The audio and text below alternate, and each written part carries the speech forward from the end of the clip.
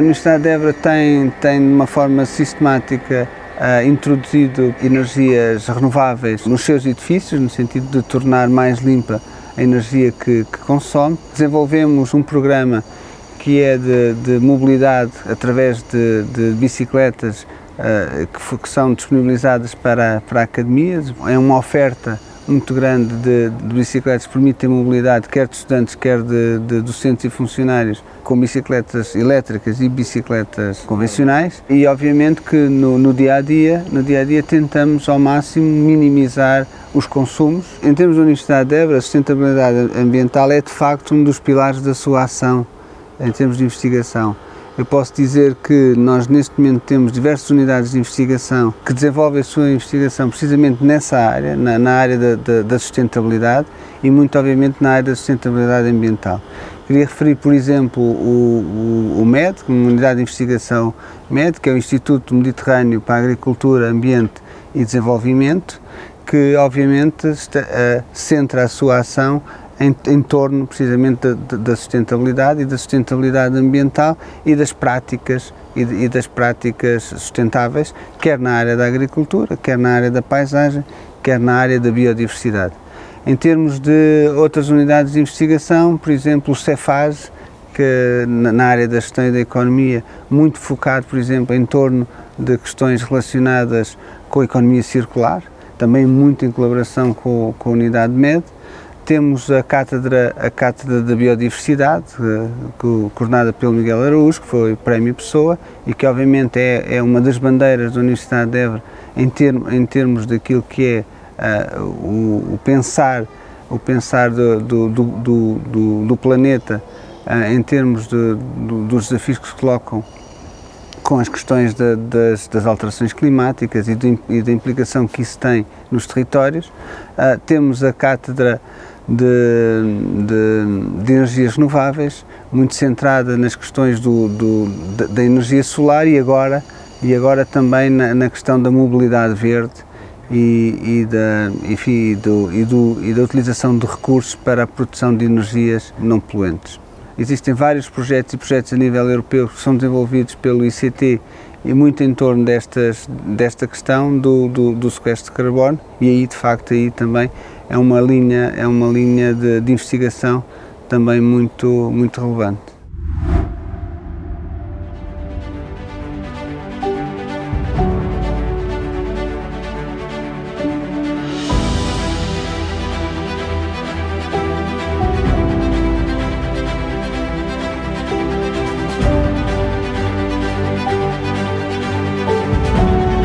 O Instituto de Ciências da Terra é um instituto que procura estudar a Terra e o sistema Terra de forma integrada. E, de facto, isso tem logo tudo a ver com sustentabilidade, porque é a Terra que nos sustenta desde logo, não é? E, portanto, todos os estudos que fazemos aqui têm, de facto, a ver com o sistema Terra no seu conjunto. Nós estudamos a litosfera, estudamos a atmosfera, o ambiente, os recursos naturais, a água, a energia, os solos. Portanto, todas as várias componentes do sistema Terra e, particularmente, claro, estudamos também o clima. Isto quer dizer que aplicamos técnicas desde a física, em particular a geofísica, à química, à biologia, à geologia e também já viram, à instrumentação e eletrónica. São pessoas com várias formações, portanto multidisciplinar, para estudar o sistema Terra.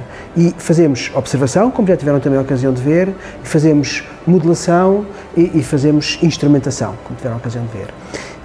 Trabalhamos de várias maneiras, centrado sob a forma de projetos de investigação, que podem ser mais científicos ou mais de desenvolvimento, de inovação e de transferência de tecnologia. Trabalhamos também fazemos também prestação de serviços para empresas e outras entidades, na área, naturalmente, em que seja necessário investigação, e também produzimos patentes, trabalhamos em copromoção. O ICT é nacional, tem um polo na Universidade do Porto, outro na Universidade do Minho e outro em Évora. Ao todo somos 90 investigadores, dos quais 51 em Évora, e temos um total também cerca de mais de 60 investigadores que estão no início, portanto são estudantes de pós-graduação. Temos 6 grupos de investigação a tratar várias temáticas do sistema Terra, como tinha dito. Portanto, temos um grupo a tratar das ciências da atmosfera, da água e do clima, outro da energia, outro dos recursos, portanto, georrecursos e geomateriais, temos um grupo a trabalhar na parte da geoconservação, outro na monitorização ambiental e um último da dinâmica da litosfera. Uma outra área em que estamos a trabalhar atualmente no ICT, em conjunto com outras unidades de investigação da Universidade, particularmente com o MED das Ciências Agrárias e Mediterrânicas, também em conjunto com o Centro de Matemática, estamos a trabalhar na área da prevenção dos focos. Estamos a montar um novo centro e esta sala aqui onde estamos é exatamente um centro ibérico de investigação em prevenção de focos e combate aos focos. É uma nova linha e, por exemplo, um estudo que fizemos agora recentemente tem a ver com a possibilidade de prevermos a ocorrência de relâmpagos, de raios, que possam, por si, induzir focos. Portanto, a área toda dos focos é naturalmente uma área de grande importância para a sustentabilidade da nossa floresta e por isso é uma área também importante esta temática. Com a geofísica sabemos a estrutura da Terra. Foi a geofísica, em particular a sismologia, que conhecemos todas as camadas da Terra. Sem conhecer as camadas da Terra é muito difícil depois tirar conclusões sobre qualquer assunto ou qualquer trabalho ambiental que se faz na superfície. Portanto, nós conseguimos ir a alguns metros ou até alguns quilómetros de profundidade. Podemos ir até um núcleo, mas também permite conhecer todo o sistema de ruptura, as fraturas que existem, rupturas que são os sismos, não é? Que nós temos que controlar para evitar os danos, e isto é um equipamento que vai permitir integrar um sistema que é a rede nacional do IPMA, que vão estar na Ponta de Sagres. Na Ponta de Sagres para apanhar as primeiras ondas que permite determinar os parâmetros críticos, se vamos ter um grande, um pequeno sismo. No caso de atingir uma magnitude crítica, 8,5, 9, vamos ter tempo de alertar as autoridades de forma a parar todas as atividades industriais, para diminuir, digamos, os danos. A geofísica é uma ciência que tem várias aplicações. Uma delas, que nos últimos anos tem tido muita expressão, é a geofísica aplicada ao património, nomeadamente à arqueologia. Portanto, através das técnicas de geofísica, nós conseguimos modelar o espaço que está abaixo da superfície numa extensão de alguns metros, de até 40, 50 metros, dependendo das técnicas, não é? Podemos aplicar esse conhecimento em várias áreas. Uma delas, como já disse, é a arqueologia. Outra delas pode ser a agricultura. É mais interessante para os agricultores atualmente fazerem fertilizações localizadas, cirurgicamente localizadas, onde é necessário, e reduzir, por exemplo, os nutrientes onde não é necessário, mas para isso tem que ter uma avaliação de toda a área, saber quais são as necessidades dos vários nutrientes, e a geofísica pode estimar esses valores. Pode resultar, e resulta muitas vezes, da atividade industrial ou da atividade também agrícola, poluição. E muitas vezes é preciso também, a poluição dos solos, por exemplo, é preciso também avaliar qual é o alcance dessa poluição, e a geofísica também consegue resolver esse tipo de situações. Para isso nós utilizamos um conjunto de métodos ativos e passivos. Os métodos ativos são aqueles que nós estimulamos o meio, e a partir dessa estimulação nós conseguimos medir algumas propriedades desse meio. Utilizamos, por exemplo, temos o georradar. O georradar emite ondas eletromagnéticas para o subsolo, e a partir da análise das ondas que são refletidas nas camadas do subsolo, nós podemos analisar algumas propriedades físicas desse meio. Utilizamos também, por exemplo, as propriedades magnéticas, medindo as propriedades magnéticas da superfície, nós conseguimos inferir quais são os materiais que produzem, que estão abaixo da superfície, que produzem essas propriedades. Utilizamos a sísmica não é sismologia, a sísmica é nós estimularmos o meio com uma pancada na superfície e medirmos as ondas que se propagam por esse meio, e a partir da análise dessas ondas nós conseguimos também conhecer algumas propriedades do meio. Eu estou a trabalhar dentro do Instituto de Ciências da Terra na componente dos recursos minerais. E os recursos minerais, a minha especialidade propriamente dita é os recursos minerais metálicos. E são são um elemento fundamental para a sustentabilidade. Vamos começar do princípio da cadeia. Portanto, no princípio da cadeia está a exploração dos recursos. Porquê é que nós precisamos dos recursos? Porque tudo o que nos rodeia está dependente dos recursos. Eu posso pegar no telefone que tenho no bolso e um telefone destes tem cerca de 72 elementos cá dentro. E nós temos que extrair estes elementos para depois os podermos utilizar e nós trabalhamos nesta cadeia de valor, portanto, desde o início, desde a sua pesquisa, e para se fazer a pesquisa é preciso conhecer os recursos e, portanto, a geologia é fundamental nesse momento e a cartografia. Um mapa destes é um exemplo exatamente deste tipo de abordagem, em que nós procuramos conhecer as rochas para conhecer os recursos que elas albergam. Depois, a seguir, é preciso criar toda uma cadeia de valor que vai fazer, ou que vai tentar que, no caso daqui, vamos dizer aqui do Alentejo, destes mais de 300 recursos, destas ocorrências que aqui estão identificadas, que algumas delas possam se transformar em recursos. E depois desse aumento de valor para algumas destas ocorrências, aí sim, uma ínfima parte delas vai poder algum dia ser utilizada na exploração desses recursos, para depois todos nós termos então os nossos telefones, as nossas mesas, as torneiras, tudo o que nos rodeia vai depender disto. A segunda questão é que essa exploração vai ser uma intervenção no território. Ela só será uma agressão se essa intervenção depois não for mediada por um conjunto de ações que permitam que o território se recupere. Toda a parte seguinte da recuperação nós também atuamos. E nessa fase da exploração dos recursos, naturalmente, mais uma vez, temos feito trabalhos de procurar remediar ambientalmente aquilo que foi feito. Relativamente à questão do desenvolvimento sustentável e da cadeia de valores verde, vamos dizer assim, há que lembrar uma outra coisa fundamental, que é que a tecnologia que está por detrás de toda essa cadeia de novas metodologias para exploração verde, para desenvolvimento sustentável, necessitam todas elas de recursos minerais que são altamente tecnológicos.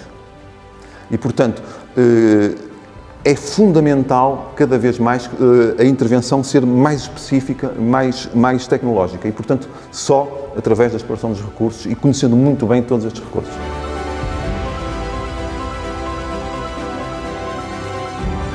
Esse é um laboratório de instrumentação e controle e aqui nascem um conjunto de ideias na área de engenharia variadas, mas com aplicações industriais, aplicações diretas para o mundo económico, portanto, o mundo industrial. Basicamente temos aqui vários projetos multidisciplinares em curso. Temos um aqui que está na área da indústria do mármore, que visa, através de introdução de instrumentação de baixo custo, mas altamente sofisticada, diminuir o desperdício na fase do corte do mármore, extração e corte do mármore e optimizar, digamos assim, o produto final, que é a pedra, que é a rocha ornamental. Também temos trabalhos, portanto, na área dos sistemas fotovoltaicos, que a introdução de um conceito chamado de Smart Panel, tornando os painéis fotovoltaicos inteligentes na fase da exploração, obviamente, através da introdução de sistemas embarcados de baixo custo, que facilitarão a optimização, extração da energia destes dispositivos ou até da sua manutenção e reparação futura de uma forma integrada e optimizada. Temos também trabalhos na área da qualidade da água, da monitorização e análise da água em tempo real. Estamos a trabalhar com um estudante de doutoramento na concepção de um sensor integrado num drone submarino para a monitorização e a avaliação da qualidade da água em tempo real, podendo as autoridades ou quem monitoriza estar informado destes parâmetros da água para monitorizar descargas ilegais, poluições ou coisas assim parecidas. Também temos vários projetos na área da agricultura, por exemplo, a concepção de estufas inteligentes, concepção de sistemas de prevenção de pragas também inteligentes. Temos parcerias também com indústrias como a Delta Café, como a indústria do café, para a concepção de moinhos enfim, com menos ruidosos. Temos também um conceito agora que iniciamos, que é encorajar os alunos para o empreendedorismo. O produto deles terá como objetivo, com finalidade, uma aplicação industrial com encorajamentos não só em publicações científicas, obviamente, que são também necessárias, mas também na concepção de patentes e, inclusive, na montagem de empresas de prestação de serviço para empresas ou empresas concebedoras de tipo spin-off, ou startups, empresas vocacionadas para a criação de patentes ou conhecimentos novos para as empresas. Nós encontramos no Observatório de Ciências da Atmosfera do Instituto de Ciências da Terra, que é um observatório importante que suporta a nossa investigação no grupo do Instituto de Ciências da Terra, que se ocupa de Ciências da Atmosfera, Água e Clima.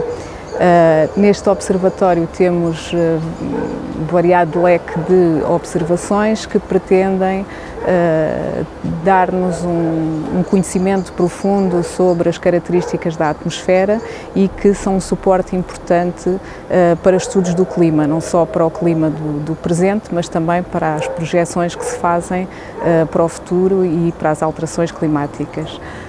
Neste observatório nós observamos especialmente os constituintes muito importantes da atmosfera, que são as partículas que se encontram em suspensão, chamados aerossóis. Temos instrumentação variada para estudo de aerossóis, que se encontra incluída em redes de observação internacional e, portanto, temos colegas em vários países do mundo que operam instrumentação semelhante, com características semelhantes, com os mesmos processos de calibração e de qualidade e que, portanto, nos permite ter um termo comparativo entre as várias medições e podermos, assim, estabelecer comparações e estabelecer teorias e resultados sobre o que se passa em vários locais.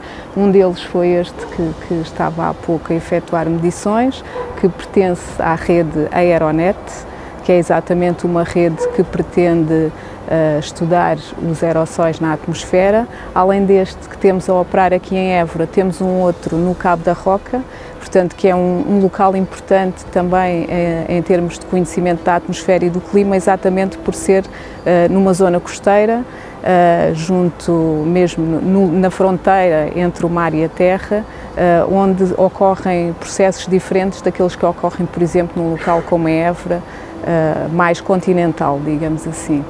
Além disso, temos outro tipo de instrumentação para medir também propriedades de nuvens.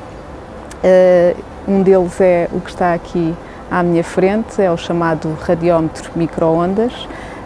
Este radiómetro consegue medir a radiação da zona do espectro eletromagnético das micro-ondas e consegue nos dar informação sobre algumas propriedades das nuvens, como por exemplo o conteúdo de água líquida que elas contenham, mas além disso é um instrumento muito importante porque nos permite obter perfis verticais de temperatura e umidade da atmosfera, ou seja, dá-nos o mesmo tipo de informação que nós temos quando lançamos um balão meteorológico com uma sonda que nos vai emitindo para a superfície informação a cada nível da atmosfera sobre a temperatura e a umidade. Outro tipo de constituintes atmosféricos importantes de que nos ocupamos aqui no Instituto de Ciências da Terra são alguns gases atmosféricos. Os gases são muito importantes, especialmente no que diz respeito à qualidade do ar. Ouve-se falar muito hoje em dia de qualidade do ar, exatamente porque é aquele ar que nós respiramos que se encontra junto à superfície. E nós fazemos medições, temos uma estação móvel de qualidade do ar, em que medimos o ozono, o dióxido de enxofre, os dióxidos de azoto, etc. Vários tipos de gases, além das partículas PM10, PM2,5 e também PM1, que estão muito ligados também hoje em dia a problemas de poluição. Além disso, temos algum outro tipo de medições que têm a ver, como são estas que estão aqui, que são medições mais tradicionais de radiação solar e de radiação infravermelha, e também estações meteorológicas. Além desta estação meteorológica que temos aqui neste observatório, operamos mais algumas na região, portanto tentamos também ter esse tipo de informação mais básica. Um outro instrumento que temos aqui que é interessante e que também se liga muito com a qualidade do ar e até com os efeitos na saúde humana é este amostrador que recolhe partículas de pólenes na atmosfera, recolhem em filtros e há colegas do nosso grupo que depois analisam estes filtros para verem o tipo de pólenes que contém, assim como o número, e portanto isto em certas alturas do ano, como sabem, é muito importante para as alergias. Além disso, temos outras plataformas, como eu já falei em Cabo da Roca, temos uma plataforma hidrometeorológica em Alqueva, em que tentamos ligar um pouco o que se passa na atmosfera com a interface com a água e, portanto, temos medições meteorológicas, temos outro tipo de medições atmosféricas e fazemos também a recolha e análise de qualidade da água, portanto, de águas superficiais interiores, como é o caso da Alqueva. Temos um grupo forte também no interior do nosso grupo, de algumas colegas que trabalham em qualidade da água e que integram o laboratório da água da Universidade de Évora. O Grupo de Energia desenvolve atividade em 4 linhas principais: captação e conversão de energia, com um especial foco na energia solar, armazenamento de energia e gestão de energia, estruturas de escoamento, transferência de energia, descarbonização e eficiência energética. No caso da captação de energia solar, ela desenvolve-se essencialmente energia solar térmica, energia solar fotovoltaica. No caso da energia solar térmica, pode ser de aplicações de baixa temperatura ou então de alta temperatura para a produção de eletricidade. Há também a investigação da integração de energia solar na indústria para calor de processo e outros tipos de aplicações de energia solar, nomeadamente tratamento de água, dessalinização. E o caso da energia solar tem aplicações muito transversais a muitas áreas. Associado a isso, muitas das vezes também aparece o problema do armazenamento de energia. Esse é um problema que também está a ser investigado aqui para poder ter energia disponível nas horas em que os consumos são mais elevados. E também com isso o problema da gestão da energia, como gerir a captação e o armazenamento de energia. Depois há outra linha de investigação mais fundamental na área de estruturas de escoamento e transferência de energia, transferência de calor.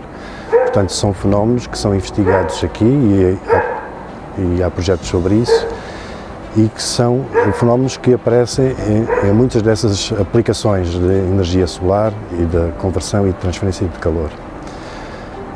Depois, outra linha de investigação é a descarbonização, e aí há 2 aspectos: a introdução de novos combustíveis, nomeadamente hidrogênio, e a captação e armazenamento de CO2. Também há projetos a serem desenvolvidos nesta área, inclusive aqui na região do Alentejo, a prospecção de locais para armazenamento de CO2 e com isso contribuir para a descarbonização da economia. Em relação à eficiência energética, muitas das vezes aplicada, ou a maioria das vezes aplicada a processos industriais, o que se procura é otimizar equipamentos e conjugar isso com a introdução de novos combustíveis e também, uma coisa que eu não referi, com a introdução de energia solar na indústria. E há projetos também a serem desenvolvidos nessa área. Esta questão da energia solar eu volto a reforçar porque é, digamos, um foco e há um aspecto essencial para o desenvolvimento de todas estas coisas que eu falei, que é conhecer o recurso. E é uma das coisas que também tratamos aqui, porque isso é transversal a tudo, precisamos saber quanta energia chega e como é que ela varia no tempo e no espaço, para depois prosseguir com todas as outras linhas de investigação. E um exemplo é um equipamento que temos aqui instalado no Observatório do Instituto de Ciências da Terra É uma estação radiométrica que mede as 3 componentes da radiação solar: a radiação direta, a radiação difusa e a radiação global. Esta estação pertence a uma rede. Houve um projeto a decorrer sobre isso para o mapeamento, a modelação e a modelação da radiação solar no Alentejo.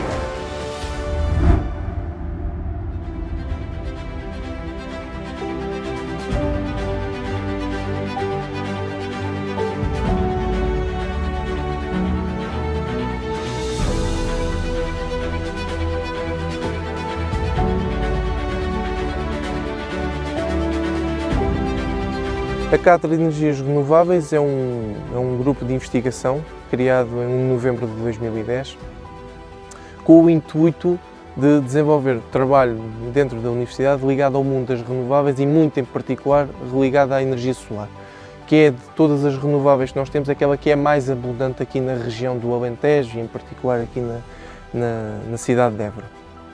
E portanto, nesse sentido, a Universidade considerou que é importante ter um grupo de investigação dedicado a esse tema, ao que se junta também o facto de ter uma licenciatura na Engenharia das Energias Renováveis, um mestrado em Engenharia da Energia Solar e doutoramentos na área da mecatrónica, onde tem a vertente da energia.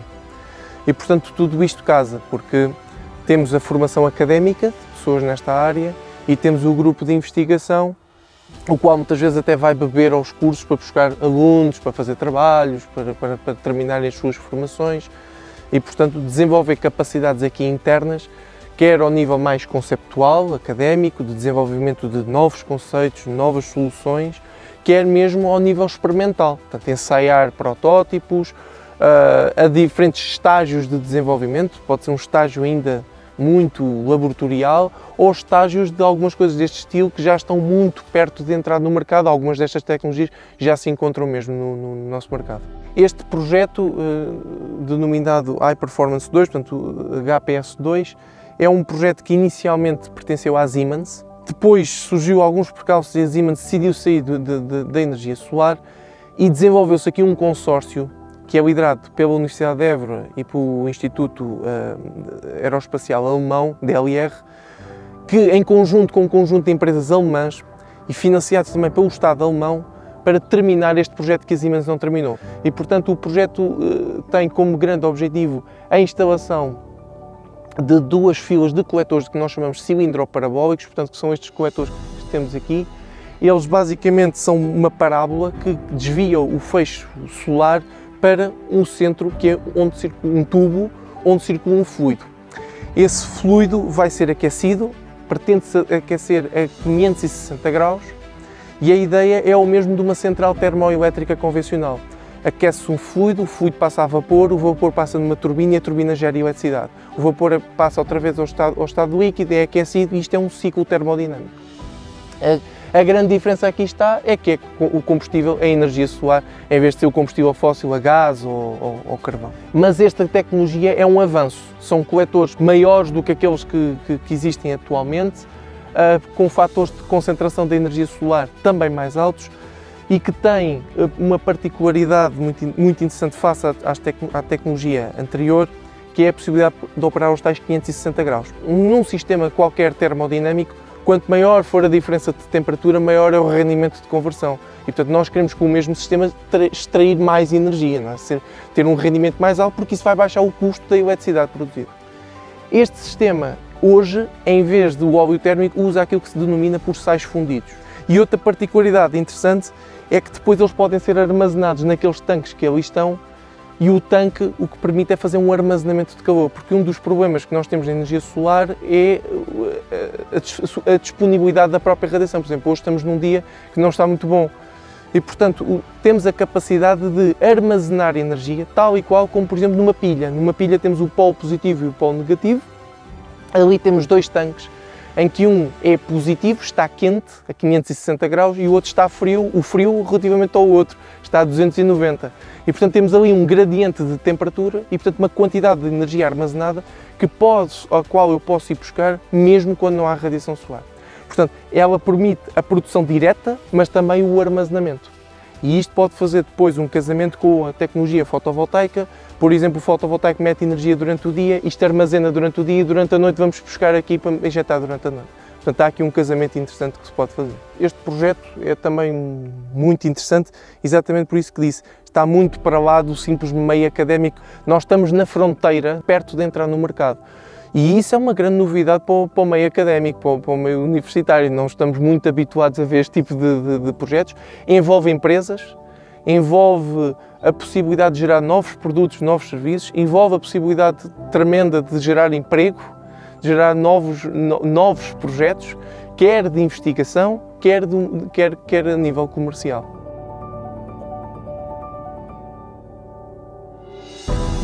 O que temos aqui, no fundo, é uma instalação de ensaio e investigação de tecnologias solar-fotovoltaicas e de armazenamento de energia elétrica.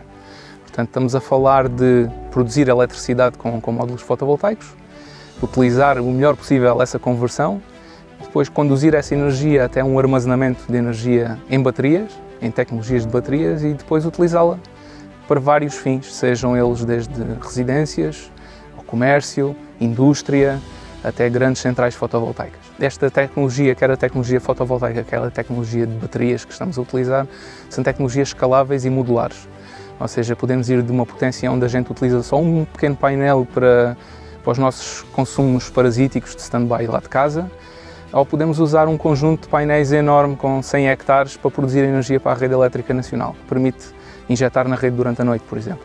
Se uma empresa tiver necessidade de ter fornecimento de energia elétrica com um determinado perfil de consumo, seja ele qual for, é possível comatá-lo com energia solar fotovoltaica e baterias. Hoje em dia é possível.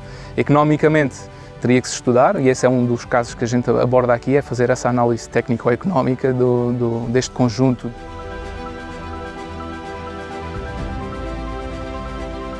Portanto, o que temos aqui é uma instalação em que nós ensaiamos e desenvolvemos tecnologias de armazenamento de energia elétrica. Estas tecnologias de armazenamento de energia elétrica, no fundo, estamos a utilizar tecnologias pré-comerciais, muitas vezes, e estamos a ir após o lítio. Queremos ir após esta tecnologia dominante hoje que temos, que é a tecnologia das baterias de íons de lítio, e então vamos querer saber o que é que teremos a seguir. Portanto, estamos a ensaiar baterias, por exemplo, de segunda vida, são baterias provenientes dos veículos elétricos. Quando terminam a sua capacidade útil num veículo elétrico, têm que ter ainda uma segunda vida, e é isso que estamos a ensaiar aqui.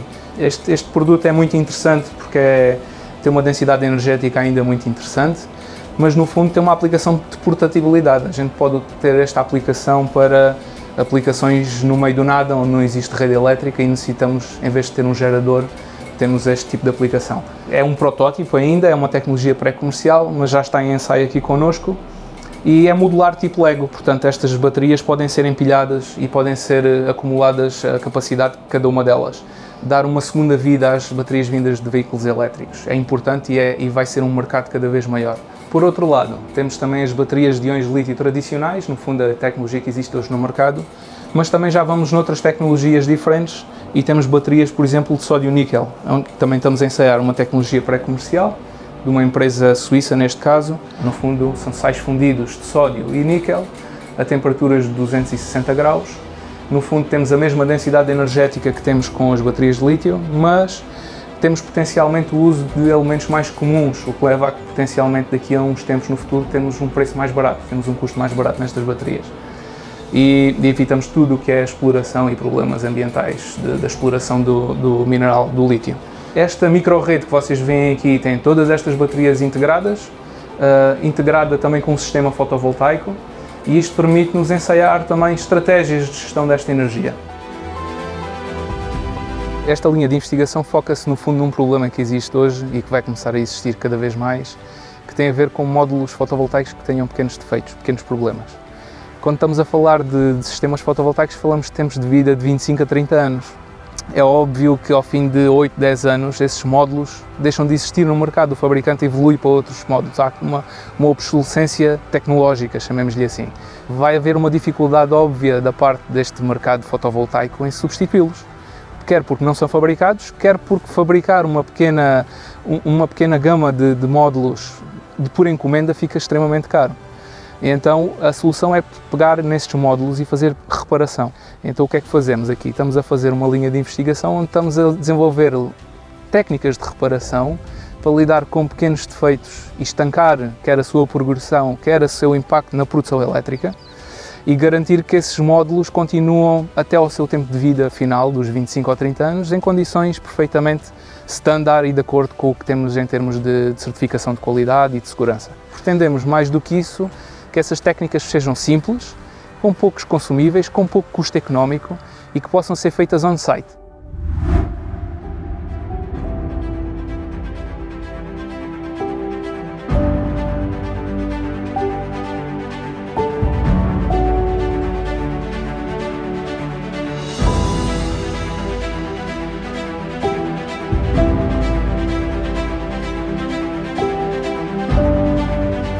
O Laboratório Reckless posso dizer que são duas coisas ao mesmo tempo. Por um lado, é uma infraestrutura analítica da Universidade de Évora e por outro lado é um centro de investigação.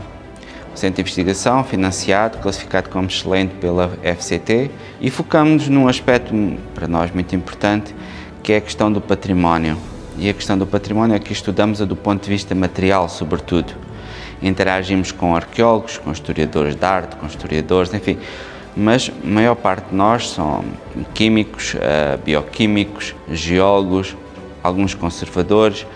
E o que é que nós fazemos? Bem, nós ao estudarmos material temos sempre uma aproximação da preservação desse património e da valorização desse património. Por exemplo, temos aquele póster sobre o Munch, um pintor muito conhecido, onde estamos a estudar os processos de degradação. E isso é óbvio.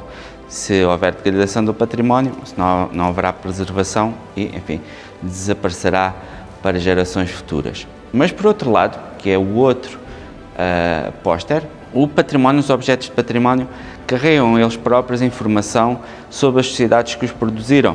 E então tentamos tirar informação, a partir do estudo desses materiais, sobre essas sociedades, ou sobre artistas em particular.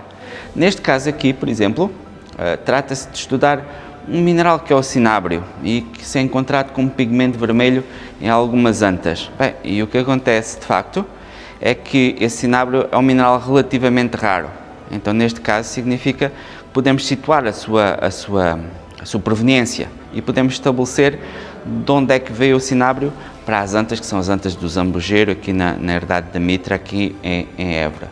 O que nós estamos a estudar de facto é qual é que era a relação das sociedades que produziram aqueles monumentos megalíticos com o interior da península, porque, enfim, a maior parte destes cinábrio veio do interior da península. Mas muito importante para nós também é outras formas de usufruir do património. E neste caso desenvolvemos muitas atividades com o digital, com 3D, com representações, novas formas, digamos assim, de ver o património. O que temos aqui é o nosso microdifratómetro de raio-x. Neste momento o que temos ali é uma amostra de um pigmento de Munch, o pintor norueguês, e nós estamos a estudar os processos de degradação. Isso pode ser feito para pigmentos do Munch, mas pode ser feito para outras coisas. E temos tido exemplos, como por exemplo o apoio a ações de conservação e restauro, a pequenas empresas de conservação e restauro, e tentamos caracterizar os processos de degradação e os materiais que daí resultam. Especialmente importantes são as argamassas, por exemplo, e utilizamos também este equipamento que está aqui, que é uma análise térmica, para medir uma coisa que é essencial, que é a razão entre o ligante e o agregado. Temos também trabalhado bastante com a indústria das pedras ornamentais, um pouco aqui também da zona de Estremoz, também fora do Alentejo, da zona de centro, tentando identificar processos de degradação, e estamos especialmente interessados neste momento em desenvolver aquilo que nós chamamos protetivos, novas formas de aplicação da própria pedra em diferentes circunstâncias, em diferentes condições ambientais, para criar e começar a criar cada vez mais uma certa certificação dos materiais. A maior parte do trabalho que nós fazemos é um trabalho científico. Por um lado, ciência é, vamos dizer, investigação pura, enfim, que será útil daqui a muitos anos. Por outro lado, a ciência aplicada, perceber como é que um processo de degradação de uma rocha, por exemplo, e ainda um outro que é a investigação e desenvolvimento. Estamos a falar de síntese e aplicação de novos consolidantes de pedra para que uma pedra que não era utilizada em determinadas circunstâncias possa ser utilizada nessas novas circunstâncias. Tudo isto são níveis de investigação, sempre de investigação científica relacionada com o mundo empresarial e relacionado com a economia de alguma forma. Também fazemos pequenos serviços, como temos uma quantidade de equipamento que é praticamente único, fazemos coisas muito, enfim, portanto é resolver um problema, identificar um produto, tentar perceber como é que há um processo de degradação na cadeia de fabrico, onde é que está uma contaminação com um determinado óleo, de onde é que vem aquele óleo, enfim, tudo esse tipo de coisas nós fazemos. Isso ainda é outro aspecto, aí não há qualquer tipo de investigação, aí é um trabalho, é um serviço puro e simples. Este é o nosso ICP-MS e nós utilizamos para fazer análises químicas de alta precisão. O que torna esta combinação única em Portugal é este equipamento que está aqui. E isto é uma laser ablation. E na prática é um laser que vai tirar um pedacinho da amostra. Esse pedacinho da amostra é conduzido por estes tubos e é analisado desta forma. Ou seja, nós podemos fazer microanálise, análise em espaços muito pequenos. Este foi um projeto que tivemos, trata-se de estudar conchas e tentar perceber onde é que os seres vivos viveram, se viveram no Sado, se viveram no Algarve, se viveram lá em cima em Aveiro. Temos este caso em que permite fazer análises químicas a grãos de arroz e perceber a distribuição de metais dentro desses grãos de arroz. E este, que é o meu preferido, trata-se de um osso do ouvido de uma corvina. E por estranho que pareça, isto é um problema de arqueologia. Foi encontrado em Muros, perto de Santarém. E então o que nós estamos a tentar terminar é, fazendo análises químicas, determinar onde é que este peixe viveu. E daí determinamos se as pessoas que viviam, estamos a falar do Neolítico, se moviam e adquiriam alimentos junto a Lisboa, por exemplo, naquilo que é o Mar da Palha, ou de facto obtinham este alimento junto ao sítio onde viviam.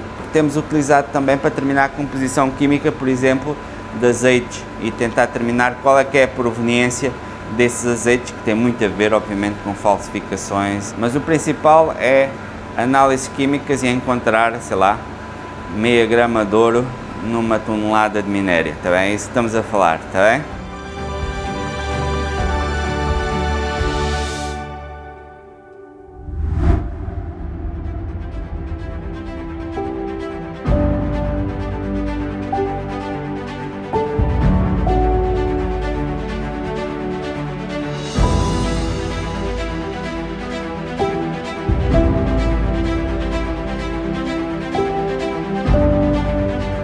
O Artéria Lab é um laboratório criativo da Universidade de Évora que abriu muito recentemente e basicamente é um espaço de experimentação e investigação transdisciplinar que pretende cruzar as áreas artísticas com a ciência, a tecnologia, o design e sempre com uma aproximação muito grande à comunidade. Portanto, é nosso objetivo contribuir para a resolução dos desafios que nos são colocados pela comunidade e, muito em particular, também pelo setor empresarial. Portanto, o principal foco do Artéria, na sua gênese, são as indústrias do setor cultural e criativo. Mas, na verdade, as infraestruturas que nós temos aqui acabam por servir indústrias de todas as áreas e, muito em particular, também da área tecnológica.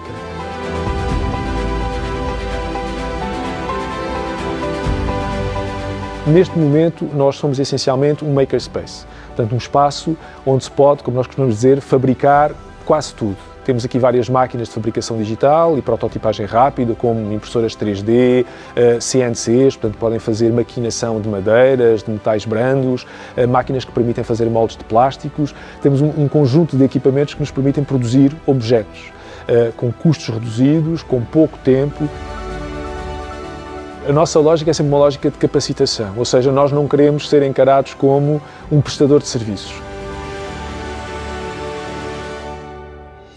Se alguém nos quiser lançar um desafio ou tem um desafio que acham que possa ser resolvido, o primeiro passo é ir ao nosso site www.arterialab.evra.pt e aí eles podem logo marcar uma sessão, uma primeira sessão para a avaliação do problema ou do desafio connosco. Nessa primeira sessão nós vamos compreender o problema e vamos perceber que equipamentos é que nós temos que podem solucionar esse problema. Portanto, vamos trabalhar logo com a pessoa que nos lançar o desafio, os ficheiros para produção, vamos identificar qual o equipamento mais adequado, qual é o custo que tem e depois aí agenda-se então a fase seguinte, que é a fase da execução, mas sempre com o envolvimento da pessoa que nos lança o desafio. Costumamos dizer que a nossa preocupação em termos de sustentabilidade envolve os 4 pilares da sustentabilidade, portanto, a sustentabilidade ambiental, social, cultural e económica. Como é que nós estamos a trabalhar esta sustentabilidade ambiental? Para já temos projetos nossos de proprietária que nós estamos a trabalhar com a comunidade ou mesmo com a comunidade académica e com a comunidade fora da universidade e também estamos a tentar procurar parcerias com o setor empresarial para reutilizar os desperdícios da indústria, porque aquilo que é lixo para uns pode ser matéria-prima para outros. E de facto o primeiro objeto de design que nós produzimos aqui no Arteria Lab, o original, que chamámos-lhe One, porque é o primeiro, e neste caso, naquele candeeiro, portanto o pé do candeeiro é formado por pequenos cubos que resultaram da transformação de desperdícios de plástico. Mas, por exemplo, o abajur do candeeiro é ele próprio também um reaproveitamento do lixo eletrónico. Maquinámos na nossa fresadora um objeto e depois fizemos um molde com uma película de um televisor que estava avariado que se transformou então no abajur daquele candeeiro. Também temos a preocupação de, enfim, dar visibilidade às tecnologias mais tradicionais e por isso no caso do candeeiro fizemos uma parceria com a fábrica de mosaicos hidráulicos de Estremoz e que no fundo também faz uso do pó de pedra, que é uma forma de reaproveitar os desperdícios da exploração de pedra, que aqui na região do Alentejo então é um tema que faz todo sentido. Este é um exemplo, mas nós queremos mais projetos destes. Portanto, e aqui isto pode funcionar sempre nos dois sentidos. Às vezes somos nós que vamos lançar desafios à comunidade, mas estamos sempre muito abertos que seja a comunidade também a lançar-nos desafios a nós.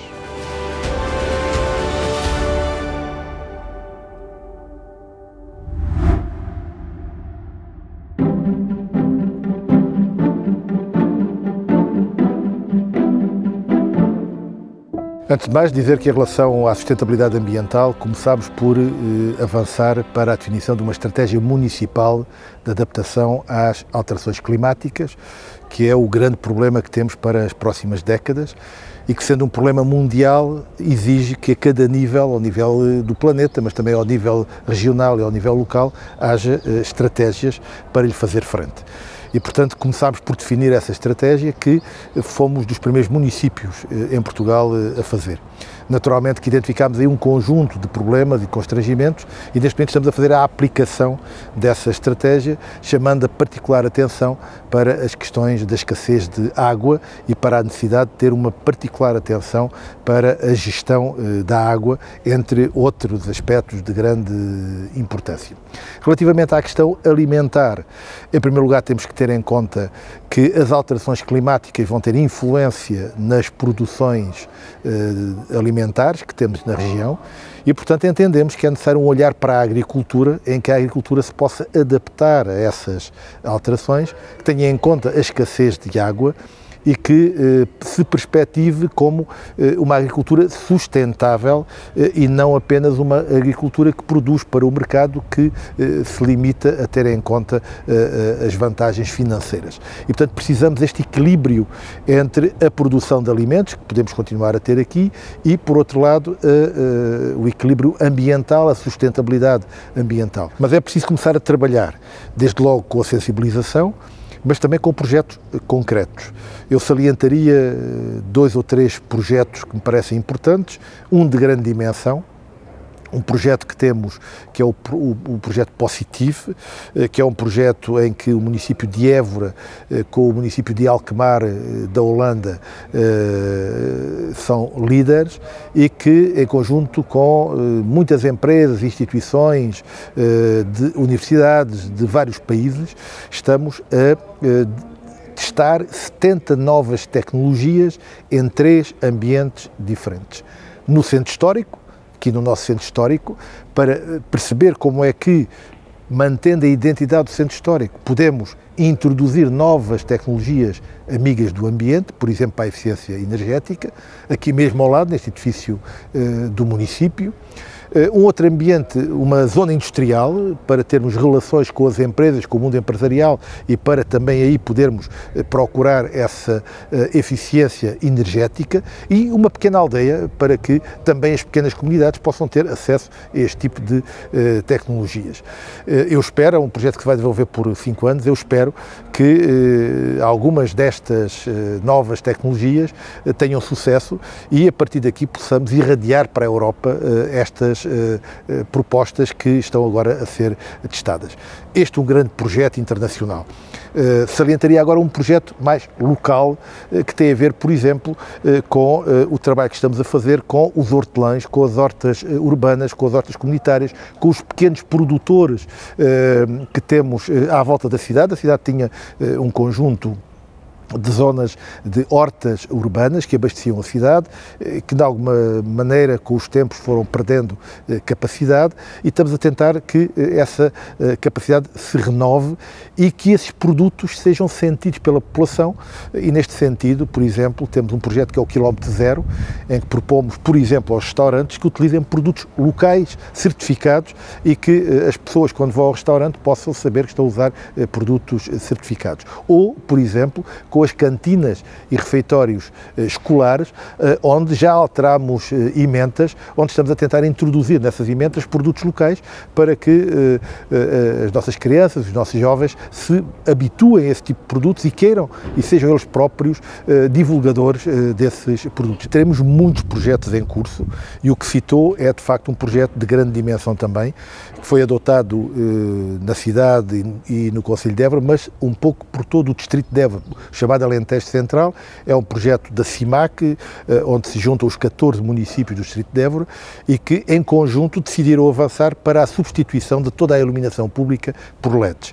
Isto permite, por exemplo, poupar energia, consumo de energia, provavelmente num valor superior a 70%. E, por outro lado, em alguns casos, controlar mesmo a iluminação pública. Por exemplo, em zonas do centro histórico de Évora vai ser possível, a partir de uma central, baixar, aumentar, diminuir a intensidade luminosa de acordo, por exemplo, com o uso que está a ser feito do espaço público. É um projeto que se paga a si próprio e é um projeto que dá, digamos, uma contribuição muito importante para a descarbonização. E por falar em descarbonização, temos um outro projeto que é um laboratório vivo de descarbonização, onde vamos testar também aqui várias formas de descarbonização, nomeadamente em termos de mobilidade, que queremos também para o centro histórico. Ainda lhe podia falar de um outro projeto, este num âmbito completamente diferente, mas que se liga com aquilo que falei há pouco, a preocupação com a gestão racional da água. Estamos a recuperar o nosso aqueduto da Água de Prata. É um aqueduto que tem 500 anos. Bem, ele estava desativado e estava a perder-se, quer do ponto de vista patrimonial, quer do ponto de vista funcional. Estamos a recuperá-lo do ponto de vista patrimonial, mas também do ponto de vista funcional. O aqueduto vai voltar a trazer água para Évora, agora para outro tipo de utilizações, como é, por exemplo, a questão do espaço público, dos espaços verdes e de outro tipo de utilizações que não exijam água tratada, e que, desta forma, se recupera um património histórico fundamental e, simultaneamente, se lhe dá um uso que contribui também para a sustentabilidade ambiental.